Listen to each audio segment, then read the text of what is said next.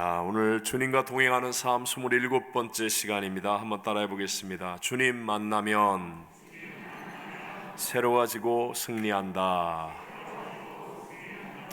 지난 주간 저희 교회에서 북미총회 상임위원회 모임을 가지면서 예배 때마다 여러 목사님들을 통해서 참 많은 은혜를 받았습니다. 혹시 느끼셨는지 모르지만 그 은혜의 공통점 가운데 하나가 있는데요, 그것은 다 하나님을 만난 경험들이 있다는 것이었습니다. 초등학교 때이든 22살의 청년이든 질병과 문제의 때이든 하나님이 역사하시는 신앙의 기본 중에 기본이며 변하지 않는 본질은 바로 하나님과의 만남이라는 것입니다. 저희 교회는 창립 48주년을 지나는 성숙한 교회로 지난 주간에 10분의 임직자를 세웠습니다. 이와 같은 때에 우리 모두가 스스로 점검해야 할 것은 신앙의 기본과 본질을 확실히 하는 것인데요, 그것은 바로 주님과의 만남이 있는 신앙이 되어야 한다는 것입니다. 자, 우리가 본을 삼아야 하는 초대교회가 최초로 집사를 세우는 장면이 사도행전 6장에 나옵니다.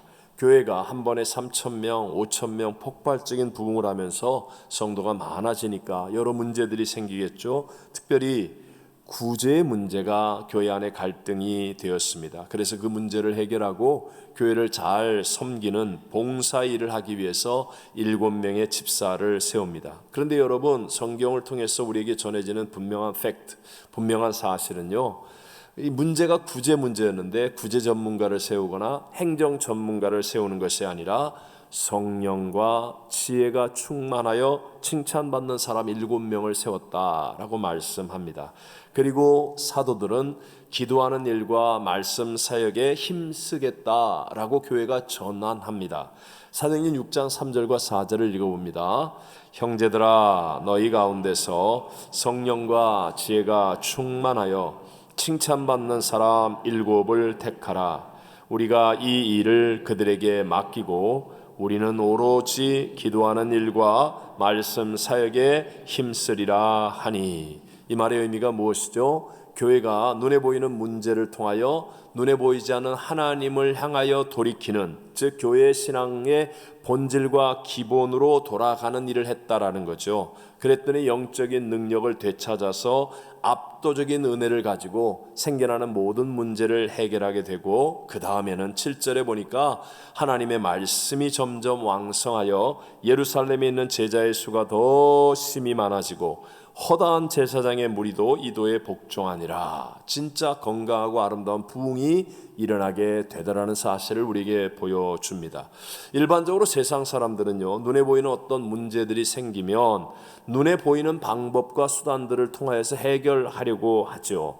때로는 믿는 사람들도 이런 접근을 해서 어떤 눈에 보이는 세상의 힘이나 아니면 경험, 아니면 믿음으로 한다 해도 응답이나 기적 이런 것들을 먼저 원하여 기도합니다. 그러나 여러분, 주님과 동행하는 최고의 사람이 되려고 한다면 눈에 드러나는 문제가 생길수록 영적인 본질을 먼저 찾고 기본을 회복하려고 해야 합니다. 그래서 이 기본, 본질을 통하여 하나님과의 만남이 이루어지게 되면, 그러면 어떤 문제라 할지라도 다 합력하여 선을 이루게 되고 새로워지고 놀라운 역전승을 이루게 되는 줄로 믿습니다. 여러분, 꼭 기억해야 될 것은요, 언제나 하나님의 목적은 하나님과의 만남이 있다는 것. 때로는 우리에게 좋은 일이 있을 때, 아니면 어렵고 힘든 일이 있을 때, 갑작스럽게 오해나 대적이 일어날 때, 뜻대로 안 되는 얽히고 설키는 문제들이 만날 때, 그때 하나님의 목적은 뭐냐? 그것의 해결에 먼저 목적이 있는 게 아니고요, 먼저 하나님을 만나는 데 하나님의 목적이 있어요. 그래서 우리가 먼저 예배를 회복하고 먼저 기도를 회복하고 먼저 신앙의 본질을 회복하여서 하나님을 만나게 되면 그것들은 정말 압도적인 은혜 속에서 합력하여 선이 되어지는 겁니다.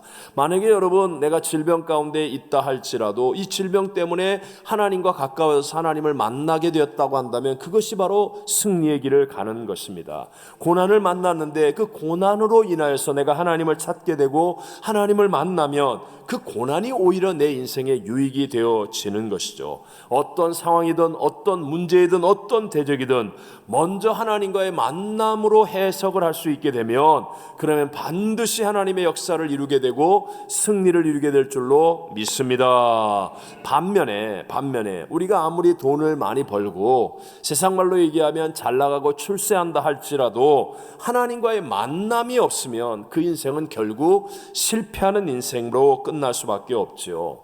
우리가 생각하는 예수님 당시에 여러분 예루살렘의 종교 지도자들, 제사장들, 그들은요 하나님의 성전을 소중히 여긴다고 하고 제사를 외쳤지만 그러나 성전에서도 하나님과의 만남이 없었고 제사에서도 하나님과의 만남이 없었습니다. 그러니까 그들은 비록 직분이 있다 할지라도 회칠한 무덤 같은 가짜가 되어서 결국 예수님을 십자가에 못 박아 죽이게 되고, 이런 종교적인 행위를 따르는 사람들도 모두가 다 영적으로 목말라하고 어둠 속에서 방황하는 인생이 되어버리고 마는 것입니다. 이것은 오늘날 교회도 마찬가지 아니겠습니까? 만약에 여러분 아무리 큰 건물이 있고 많은 사람이 모인다 할지라도, 좋은 프로그램이 있다 할지라도 하나님의 임재가 없고 하나님과의 만남이 없다고 한다면, 그렇다면 여러분 차라리 집에서 재밌는 드라마 보고 영화 보는 게 낫지요. 그렇다면 우리가 그냥 성도와의 교제로 끝난다면 이게 사교 클럽이나 어떤 운동 모임이 보다 교회가 나은 것이 도대체 무엇이 있겠습니까? 자, 하나님이 세우신 믿음의 조상 누구죠?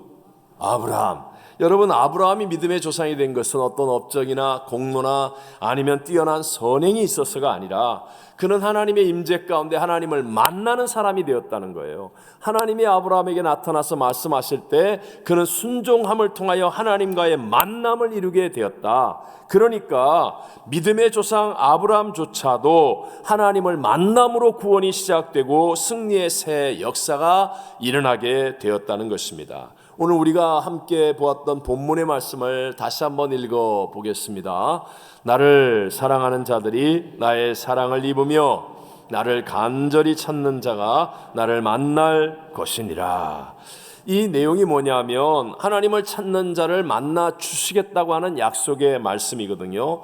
우리 한글 성경에는 나를 사랑하는 자들이 나의 사랑을 입으며 라고 되어 있지만 히브리 성경에는 나를 간절히 찾는 자들을 내가 사랑할 것이며 라고 되어 있습니다. 이것은 앞에 말 뒤에 말을 다시 강조하는 마음으로 반복하는데, 찾는 자를 만나 주시겠다고 하는 하나님의 확고한 의지를 우리에게 말씀하고 있는 거예요. 하나님은 알파와 오메가잖아요. 시작과 나중, 그리고 처음과 끝이십니다. 오늘날도 우리 하나님은 영과 진리로 예배할 때 우리를 만나주시는 줄로 믿습니다. 요한복음 4장 23절에 말하잖아요. 아버지께서는 자기에게 이렇게 예배하는 자들을 어떻게 하신다고요? 찾으시느니라. 하나님은 지금도 예배하는 자, 영과 진리로 예배하는 자를 찾아서 만나 주신다는 거예요. 또 우리가 열심히 집중하여서 하나님을 찬송하게 되면, 찬송 중에 거하시는 이스라엘의 하나님이기 때문에 우리는 찬송을 통하여서도 하나님을 만나게 될 줄로 믿습니다. 말씀은 곧 하나님이시니라 하지 않았습니까? 그래서 우리가 말씀을 들을 때, 말씀을 읽을 때, 말씀을 묵상하고 그 말씀을 순종할 때 놀랍게도 감격적인 하나님과의 만남을 체험할 수 있게 되는 거예요. 예레미야서 29장 12절과 13절을 함께 한번 읽어보겠습니다. 너희가 내게 부르짖으며 내게 와서 기도하면 내가 너희들의 기도를 들을 것이요 너희가 온 마음으로 나를 구하면 나를 찾을 것이요 나를 만나리라. 아멘. 하나님의 계속 반복되는 약속이죠. 부르짖어 기도하면, 온 마음으로 기도하면, 간절히 찾으면 하나님을 만날 것이다 라고 말씀하고 있습니다. 제 개인적으로도요, 제가 이제 군대를 제대하고 복학을 하기 전에 이때 내가 하나님의 응답을 확실히 받지 않으면 나머지 나의 인생 전체에서 내가 후회할 것 같은 생각이 들어서 평소에 뭐 그렇게 잘 가지 않는 기도원에 갔습니다. 오산리 기도원에 갔어요. 1월 달입니다. 얼마나 추울 때입니까? 그때 당시만 해도 무슨 온열 기구가 있거나 뭐 그런 거 없었습니다. 정말 허접한 기도굴, 바람이 숭숭 들어오고 얼마나 추운지 그 기도굴에서 밤새서 기도하는 거예요. 그 밤을 며칠 새고 기도하다 보니까 이제 비몽사몽이 되었는데 갑자기 유철아 그러는 큰 음성이 들리는 거예요. 그래서 비몽사몽간에 저는요, 저희 어머님이 좀 편찮으셨기 때문에 어머니에게 무슨 일이 생겨서 기도원으로 전화가 오고, 그래서 기도원에서 스피커로 저를 급하게 부르는 줄 알았어요. 그래서 그냥 너무 깜짝 놀라가지고 기도실 문을 딱 열고 나가는데 새벽 2시 3시예요 1월달 얼마나 오살리가 춥습니까? 고요한데 찬 이슬이 그냥 서리가 쫙 내려있고 찬기가 확 들어오는데 내가 잘못 들었나 보다. 그리고 기도골에 들어가서 기도하는데 유철아, 그는 너무나 큰 음성이 들리는 거예요. 마음의 음성이죠, 마음의 음성. 그런데 또 제가 아직 성숙하지 못하니까 미련하게 그냥 기도실 문을 열고 탁 뛰어나가 쓰레빠를 신고 탁 나갔는데 그때서야 정신이 드는 거. 이게 하나님이 부르시는 건가 보다. 그리고 이제 진짜 기도골에 돌아와서 열심히 기도하는데 세 번째 유철아 하는 그 음성을 제가 들었습니다. 저의 아주 작은 만남이지만 여러분, 이 만남은 제 인생을 송두리째 바꾸었습니다. 지금까지 단 한 번도 후회하지 않는 길을 갈 수 있는 축복의 새 출발이었고 승리의 만남이 되게 주셨다는 것입니다. 요셉은요, 우리가 아는 것처럼 가족들, 즉 형제들에게 인신매매를 당해서 그래서 먼 애굽의 노예로 팔려간 사람입니다.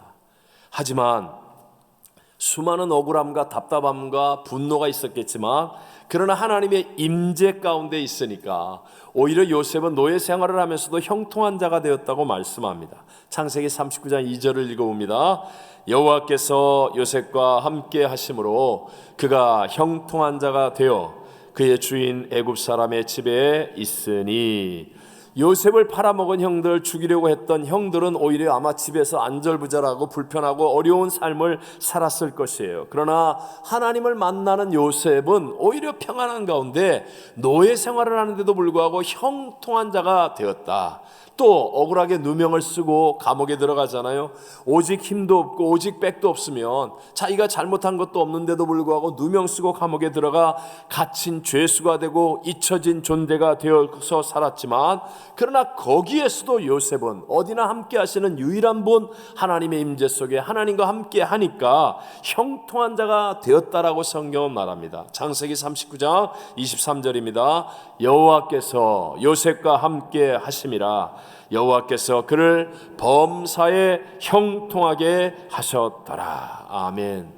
사람들은 요셉에 대한 이야기를 들으면서 그가 노예 생활했는데 감옥에 있었는데 당시 중동의 최강대국 2인자 총리, 국무총리로 출세한 것에 자꾸 초점을 둡니다. 그래서 어떻게 하면 나도 요셉과 같이 자수성가하고 출세할 수 있을까? 하나님, 우리 자식도 요셉과 같이 국무총리 되게 해주십시오. 국무총리 되게 해주십시오. 이렇게 기도합니다. 하지만 성경의 진짜 중요한 메시지는 뭐예요? 노예 생활이든지 감옥이든지 어떤 최악의 상황이라 할지라도 하나님의 임재 속에 하나님을 만나니까 형통한 삶을 살게 된다는 사실을 우리에게 가르치고 있는 거예요. 여러분, 꼭 마음속에 이 형통, 하나님의 임재와 하나님의 만남이 상황을 이겨내고 환경을 이겨내고 조건을 이겨내는 정말로 참된 평안과 기쁨과 형통을 누릴 수 있는 능력이라는 것을 믿게 되시기를 바랍니다. 여러분, 세상에서도 진짜 순전한 사랑을 하게 되면 그 사랑하는 사람과 함께하면 환경과 장소가 무슨 상관이에요? 싸구려 식당을 가도 괜찮고 뭐 단기 선교 어려운 곳을 가도 괜찮고, 오늘 우리 봐요, 켈빈안하고 써니리 이제 다음 주에 콜롬비아 단기 선교 가잖아요, 신혼여행을. 사랑하는 사람과 함께하면 환경이 무슨 상관이냐는 거예요. 하나님과의 만남이 있으면 우리의 삶의 조건, 상황, 환경을 뛰어넘는 하나님 주시는 기쁨과 감격, 하늘나라를 누리는 은혜가 있게 될 줄로 믿습니다. 찬송가 438장 3절이 바로 그런 가사 아닙니까? 높은 산이 거친 들이 조막이나 궁궐이나 내 주의 손 모신 곳이 그 어디나 하늘나라 할렐루야 찬양하세. 내 모든 죄 사함받고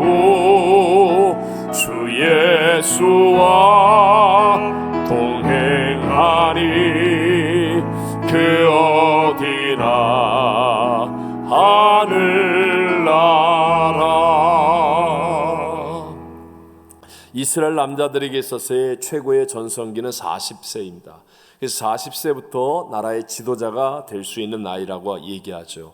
우리가 잘 아는 모세는 이스라엘 모든 사람들이 애굽의 종살이를 할 때 애굽의 왕궁에서 바로의 왕자로 살다가 나이 40세 자신의 전성기가 되었을 때 자기 힘으로 뭔가를 해보려고 나섰다가 결국은 살인자가 되어 멀리 아무도 쫓아올 수 없는 미디안 광야로 도망가는 신세가 되었습니다. 그곳에서 미디안의 제사장의 딸을 만나 결혼하고 무려 40년 동안 처가살이하면서 광야의 방랑자로 짐승들과 함께 지내야만 했습니다.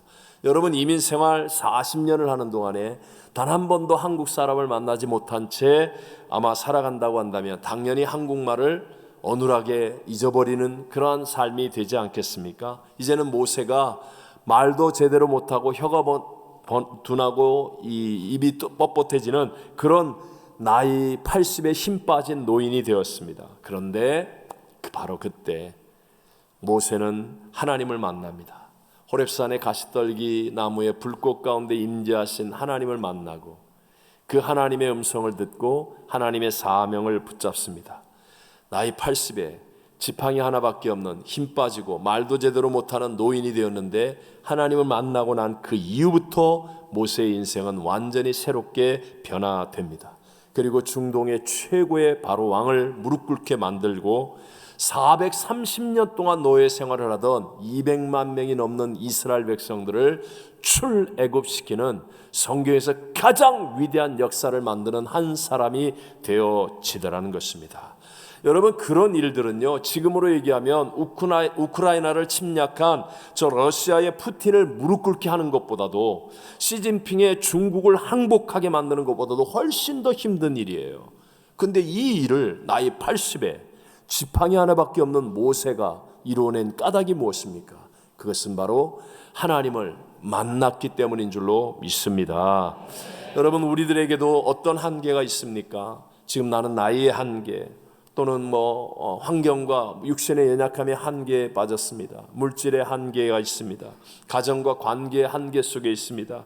이민 생활의 여러 문제들로 인하여 저는 한계에 갇혀 있습니다. 맞습니다. 하지만 저와 여러분도 하나님을 만나면 승리할 수 있을 줄로 믿습니다. 요셉과 모세의 하나님, 그 하나님은 지금 오늘 저와 여러분이 예배하는 그 예배를 받으시는 하나님이시기 때문에 그렇습니다. 지금 우리들도 살아가면서 어떤 고난들, 대적들을 만나지 않습니까? 여러분, 그때 눈에 보이는 방법을 가지고 상대하는 것이 먼저가 아니라는 거예요. 눈에 보이는 대적이라고, 눈에 보이는 문제라고, 눈에 보이는 방법을 가지고 전화통 붙잡고 사람들을 만나고 이렇게 저렇게 하는 것, 그것이 먼저가 아니라 모든 것의 본질인 하나님께로 돌이키는 거예요. 그리고 우리는 하나님의 자녀 아닙니까? 하나님이 택하여 부르신 사람 아닙니까? 먼저 하나님을 만나는 믿음이 되어지면 문제보다 크시고 대적보다 크신 하나님의 놀라운 역사가 내 생각을 뛰어넘는 수천 수억만 가지의 방법으로 일하신 하나님의 은혜가 우리들의 삶에도 체험되게 될 줄로 믿습니다. 여러분, 저와 여러분이 믿는 하나님은 문제보다 크십니다. 대적보다 크십니다. 사망보다도 크십니다. 하나님은 크세요. 그러니까 먼저 하나님을 만나는 믿음의 자리까지 가야 한다는 거예요. 김병년 목사님이라는 분이 계십니다. 어둠 별이라는 페이스북으로 참 많은 분에게 감동을 주는 정말 귀한 목사님이에요. 이분이 2005년에 한국에서 교회를 개척합니다. 근데 그해 8월 8일에 사모님이 셋째 아이를 출산하고 퇴원을 했는데 이틀 만에 목사님이 수요 예배를 간 사이에 사모님이 뇌경색으로 쓰러지십니다. 그 후부터 지금까지 전신이 마비되어 아무것도 못 움직이고 말도 못하고 사지가 굳은 그대로 집에서 간병을 하며 아이를 키우며 그리고 목회를 해 오셨습니다. 겨울이 되어서, 그의 겨울이에요. 아내가 이제 개척교회를 시작했으니까 교회를 안 갈 수가 없잖아요. 밤에 가서 기도를 해야 되는데 이제 아내를 휠체어 같은 것에 싣고 이제 겨울에 이제 교회를 가는데 춥잖아요. 그래서 아내의 다리 위에다가 전기 찜질기를 올려놓고 그리고 기도하다가 깜빡 잠이 들었는데 그게 고장나서 가열이 되는 바람에 결국 아내의 다리도 잘라내게 되었습니다. 그분이 한 번은 이런 글을 페이스북에 썼어요.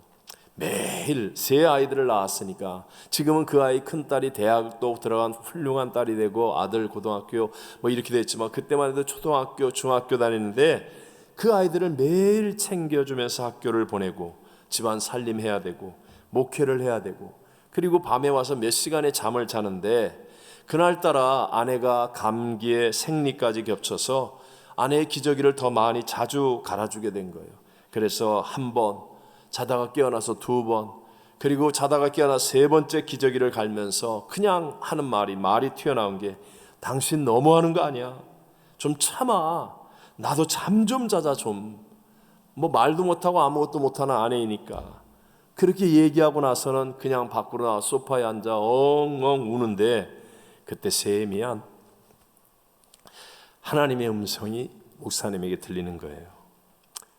하나님의 형상이 누구냐? 사람이죠. 그러면 내 아내는 내 형상이 아니냐? 내 형상을 네가 돌봐주면 안 되느냐? 그러면서요 마태복음 26장의 말씀들을 쭉 기억나게 하시더래요.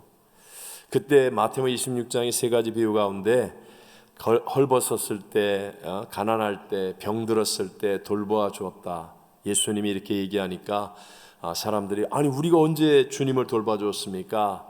그러니까 임금이 이렇게 얘기하죠. 임금이 대답하여 이르시되 내가 진실로 너희에게 이르노니 너희가 내 형제 중에 지극히 작은 자 하나에게 한 것이 곧 내게 한 것이니라. 이 말씀이 확 마음속에 박히는 거예요. 그러면서 주님이 지금 병들어서 우리 집에 와 계신다고 하시는 말씀처럼 들리는 거예요.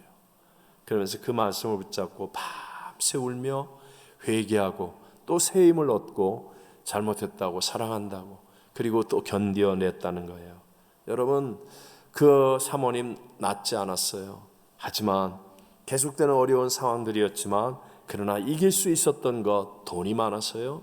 명예가 있어서요? 세상에 유명해져서요? 그런 거 아니라는 거예요. 진실로 그 모든 어려움과 고난을 이길 수 있었던 힘은 하나님을 만났기 때문인 줄로 믿습니다. 하나님과의 만남. 예수님 어제나 오늘이나 영원토록 동일하시잖아요. 지금 우리들에게도 똑같이 우리 주님 우리에게 찾아와 마음의 문을 두드리면서요 함께 먹고 마시자고요. 내가 네 안에 거하여 함께 친밀하게 교제하자고요. 만나자고 말씀하잖아요. 우리 주님께는 문제가 없어요. 근데 우리는 문제는 나에게 있습니다. 우리가 자꾸 딴 데 한눈을 파는 겁니다. 내 육체의 정욕을 따르고 안목의 정욕을 따르고 이생의 자랑을 따르고 그리고 세상의 유혹을 따르고 세상 욕심을 따르고 자꾸 내가 한눈을 파는 거예요.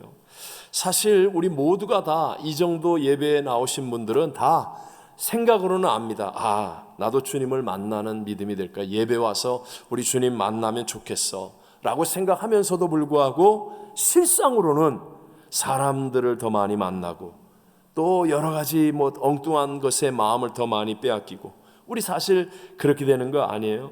그래서 야고보 사도는 분명하게 말씀하는 겁니다. 두 마음을 품은 자들은 무엇이든지 주께 얻기를 생각하지 말라라고 말하는 겁니다.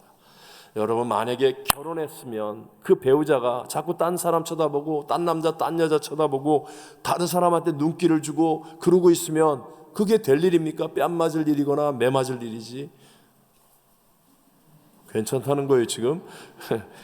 아니잖아요.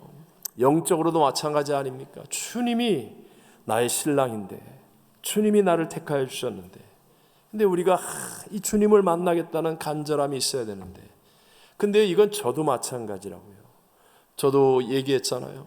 혼자 있을 때 기도할 때는 주여 그리고 자다가 문소리만 나면 주여 막 이게 어떻게 하면 이게 되는데 저도 세상에서 좋은 거 보고 맛있는 거 보면 그거 먹고 싶고 생각나고 부럽고 그게 뭐 어떻게 해요? 우리 사람인데 여러분 이렇게 연약한 나의 마음과 생각을 믿음으로 지켜주실 수 있는 분은 딱 한 분밖에 없어요.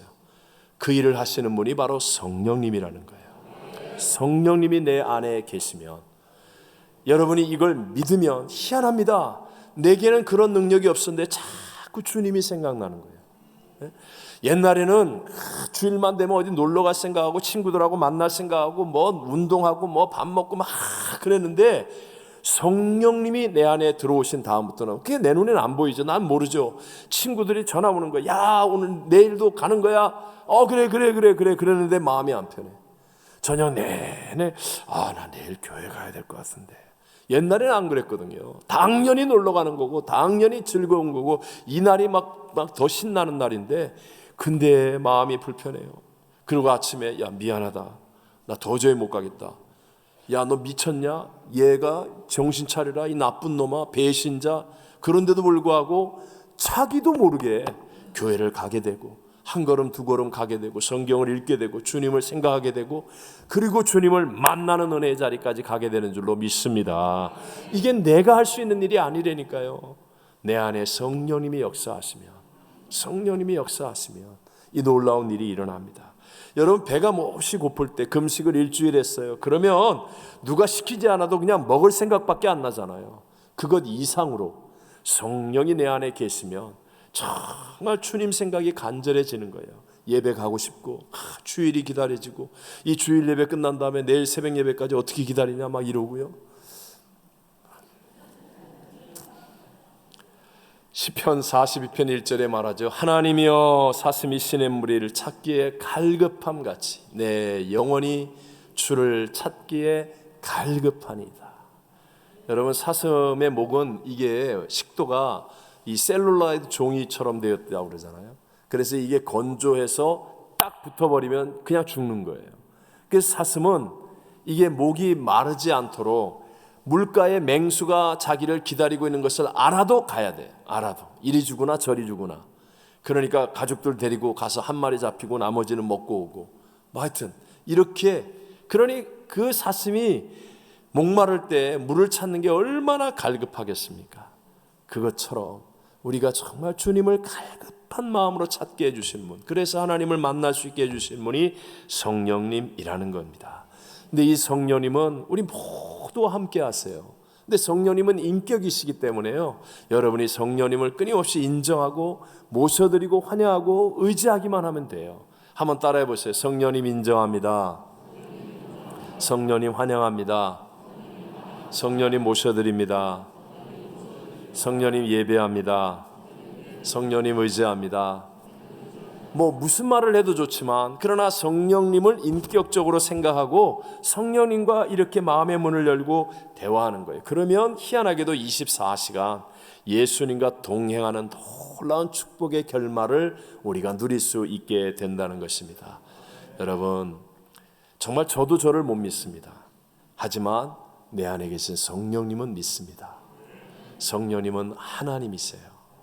하나님은요, 우리로 하여금 예수 그리스도를 생각나게 하고 예수님을 반드시 만나게 하고 예수님과 24시간 동행하며 예수의 사람으로 구원의 자리, 천국을 누리는 자리에 있게 해주실 줄로 믿습니다.